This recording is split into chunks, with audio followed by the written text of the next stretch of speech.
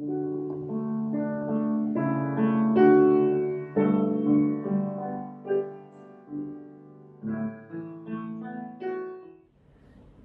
mulai inspirasi hari ini dengan sebuah cerita tentang Abu Nawas. Anda pasti kenal nama ini. Abu Nawas pada suatu ketika ditangkap oleh raja. Kenapa? Dia melakukan kesalahan yang sangat besar menurut sang raja. Dia iseng orangnya, dia masukkan sebilah pisau tajam ke dalam tas belanja dari pegawai istana. Dan dianggap perbuatan Abu Nawas ini membahayakan nyawa sang raja. Dan kemudian raja memerintahkan Abu Nawas harus ditangkap dan diperhadapkan di pengadilan. Dan raja duduk di kursinya dan memanggil pengawalnya dan mengatakan, pasang ayam tersebut di sana dan berikan pisau itu kepada Abu Nawas.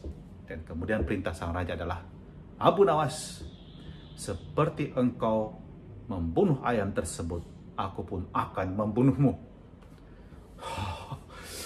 Abu Nawas berpikir, he is in big trouble. Kalau dia ambil pisau itu dan potong leher ayam itu, sang raja juga akan memotong lehernya seperti itu. Tapi ada jalan lain membunuh ayam tersebut. Bagaimana? Mencekiknya. Tapi kalau itu terjadi, maka sang raja juga akan mencekik dia. Tapi si Abu Nawas dalam kondisi tertekan, ini memiliki ide yang luar biasa. Dia kemudian mengambil ayam tersebut. Dan apa yang dia lakukan untuk membunuh ayam itu? Dia meniup ayam tersebut dari pantat si ayam. Dan dalam kisah tersebut, si ayam mati. Apakah raja mau meniup pantat dari Abu Nawas? No! Semua orang di pengadilan tertawa terbahak-bahak. Dan si raja menjadi malu hati dan akhirnya membebaskan Abu Nawas. Apa yang kita lakukan saat kita mengalami situasi yang sulit, terjepit, kita gagal. Mungkin gagal dalam relasi dengan sahabat kita, gagal dalam relasi dengan orang tua, dengan anak-anak, gagal dalam usaha, dalam bisnis, gagal dalam kalau anak-anak semakara, gagal dalam ujian, mestinya dapat nilai 100 cuma dapat nilai 10, ya kan? So mungkin karena terlalu sulit bagi Anda, tapi bisa juga karena Anda sendiri malas gitu kan. Apa yang kita lakukan ketika kita mengalami situasi yang berat? Kadang ada orang dalam kegagalan tuh meratapi kegagalannya. Seperti it's the end of the world. Bapak Ibu guru pasti ingat lagu ini. Menjadi sangat populer pada masanya. Why does the sun go on shining? Why does the sea rush to shore? Don't they know it's the end of the world? 'Cause you don't love me anymore. Wow, patah hati, it's the end of the world. Dan banyak orang mengalami seperti itu. Kalau gagal itu seperti kiamat baginya. Dia akan meratap, mengunci pintu di kamar, menangis, sampai bantalnya pun banjir dengan air mata. Ada orang yang akhirnya memutuskan untuk lari ke narkoba, lari ke hal-hal yang negatif, dan itu merusak hidupnya. Tetapi bagi sebagian orang yang optimis, dan saya harap kita semua adalah orang yang optimis, ini adalah kegagalan pintu menuju keberhasilan. Dalam situasi sulit yang kita hadapi, kita mesti melihat ke dalam diri kita sendiri. It's the time for reflection, it's the time for evaluation, waktu untuk mengevaluasi diri, merefleksi diri, dan the time for consideration, mempertimbangkan kembali. Mungkin kita sendiri melakukan kesalahan di dalam kegagalan tersebut, dalam situasi tersebut. Atau mungkin situasi sekitar kita yang menyebabkan kita juga tidak bisa berkembang. Atau mungkin orang lain yang menyebabkan kegagalan pada diri kita. Atau sumber kegagalan itu ada dalam diri kita sendiri. Sehingga kita bisa berefleksi dan mempertimbangkan. Dan kemudian we go to action. Setelah mempertimbangkan semuanya, kita melakukan langkah yang penting untuk memperbaikinya. Jangan tinggal stuck, jangan tinggal di tempat dan tidak berbuat apa-apa. Go deeper, be humble, masuklah lebih dalam ke dalam dirimu dan rendah hatilah melihat Sering kali terjadi bahwa orang tidak mampu melihat kesalahan itu ada pada dirinya sendiri. Seringkali kita mudah sekali mempersalahkan, dia yang bersalah, dia yang membuatku demikian, situasinya memang demikian. Tapi sebenarnya sering kali terjadi itu karena kesalahan kita sendiri. Dan Injil hari ini sangat indah sebenarnya, karena Petrus dan murid-murid yang lain sudah berusaha sepanjang malam untuk menangkap ikan, dan mereka juga mengalami situasi yang sulit. Mereka tidak mendapatkan apa-apa, bayangkan sepanjang malam. Situasi mungkin di Danau Galilea lagi tidak baik, mungkin angin lagi kencang, tidak ada ikan sama sekali. Dan Yesus kemudian meminta kepada Petrus, setelah Yesus menggunakan perahunya untuk mengajar, bertolaklah lebih dalam, dug in altum, go deeper inside yourself too. Dan apa yang dikatakan Yesus untuk Petrus, untuk kita pun berlaku sebenarnya.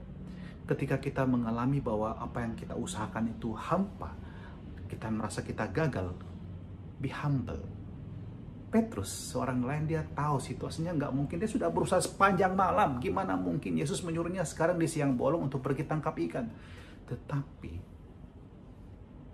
Petrus terbuka dan mau melakukan apa yang dikatakan Yesus. Dan lihat, mujizat terjadi. Dari nothing menjadi jalannya penuh. Bahkan hampir dikatakan itu bisa sobek-sobek karena jalannya itu penuh dengan ikan.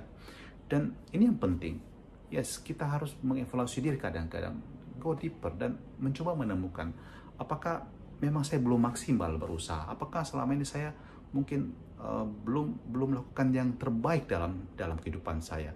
Atau mungkin saya juga membutuhkan bantuan orang lain. Seperti Petrus, dia butuh bantuan Yesus. Berusaha sendiri dia tidak mampu, tidak menghasilkan apa-apa. Bersama dengan Yesus, dia ternyata bisa berhasil. Bahkan dia dijadikan penjala manusia. Dan peristiwa hidup seperti itu bisa membuat kita menjadi lebih humble. Petrus mengatakan kepada Yesus, Tuhan, pergilah dariku, aku orang berdosa. Kita lihat ketika berhadapan dengan peristiwa yang demikian menyentuh kita, hidup kita pun bisa berubah. Saya tersentuh dengan sharing seorang teman.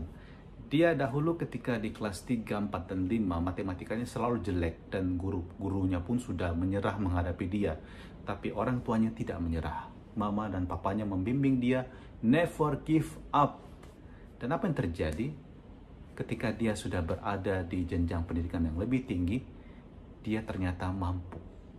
Dia dapat mendapatkan nilai 8,5 sampai 10 atau 85 sampai 100 di nilai matematikanya, dan bahkan bisa masuk universitas yang dia inginkan. Dan dia adalah seorang yang dia katakan dia tetap memiliki juga sikap pesimistik, tetapi di balik sikap pesimistiknya dia seorang ceria dan juga punya dalam dirinya semangat, dan dia mau bertumbuh terus, dan itu membuat dia masih bisa survive dalam situasi yang sulit. Maka anak-anakku yang terkasih, anak-anak Semakara, jangan berhenti untuk menyerah. Kalau kau menghadapi situasi sulit, berjuanglah, berusahalah, kerahkan segenap tenagamu. Dan juga kalau kau butuh bantuan orang lain, jangan ragu-ragu, minta tolong orang lain untuk memberikan padamu motivasi, memberikan padamu bantuan yang kau butuhkan. Dan dengan itu kamu bisa bertumbuh dan berkembang. Jangan stuck, jangan berhenti. Saya teringat dengan pengalaman saya sekitar 20 tahun yang silam, di tahun 2020. Di situ saya menjalani setahun sebagai frater di paroki Mesawa, dan kami naik kuda biasanya. Dan saya belajar satu hal dari kuda. Ketika kuda menghadapi situasi yang sulit, biasanya kuda kalau pernah mengalami dia terperosok atau jatuh di satu tempat, dia akan trauma di situ dan tidak mau lewat. Tapi kuda ketika mengalami situasi kayak begitu, butuh didorong, butuh ditarik, butuh sedikit dipaksa. Dan setelah itu dia akan mau melewatinya, meskipun sedikit mengalami ketakutan. Sama kalau ada sungai, dia harus menyeberang. Kuda itu kadang-kadang harus dituntun pelan-pelan. Dia tidak bisa langsung didorong saja masuk ke dalam sungai, tapi ditarik mengikuti alur air, dan kemudian dia pelan-pelan ikut dan mulai berenang. Mungkin kita pun seperti itu. Kadang-kadang orang tua kita juga sedikit mendorong kita, sedikit memaksa kita, tapi kadang-kadang kita cukup ditarik dengan bujukan, dengan motivasi. Semoga renungan hari ini membuat kita lebih termotivasi. Kalau kita menghadapi situasi sulit, never give up. Kamu bisa. Mari kita berdoa. Tuhan, kami percaya Engkau memberikan kepada kami kekuatan dalam diri kami untuk terus bertumbuh dan berkembang, agar kami jangan menyerah. Dan Engkau juga memberikan kepada kami begitu banyak orang untuk membantu kami terus berjuang dalam hidup ini. Jangan biarkan kami berhenti dan berputus asa, tapi tumbuhkan harapan dalam diri kami. Dan ajarkan kami juga mengandalkan Engkau di dalam Yesus Putra-Mu Tuhan dan pengantara kami. Amin. Dan turunlah berkat Allah Maha Kuasa atas suster kepala sekolah, bapak ibu guru, para staf pegawai, anak-anak Semakara yang terkasih dan orang tua mereka di rumah, di dalam nama Bapa dan Putra dan Roh Kudus. Amin. Terus berjuang Semakara, be the best.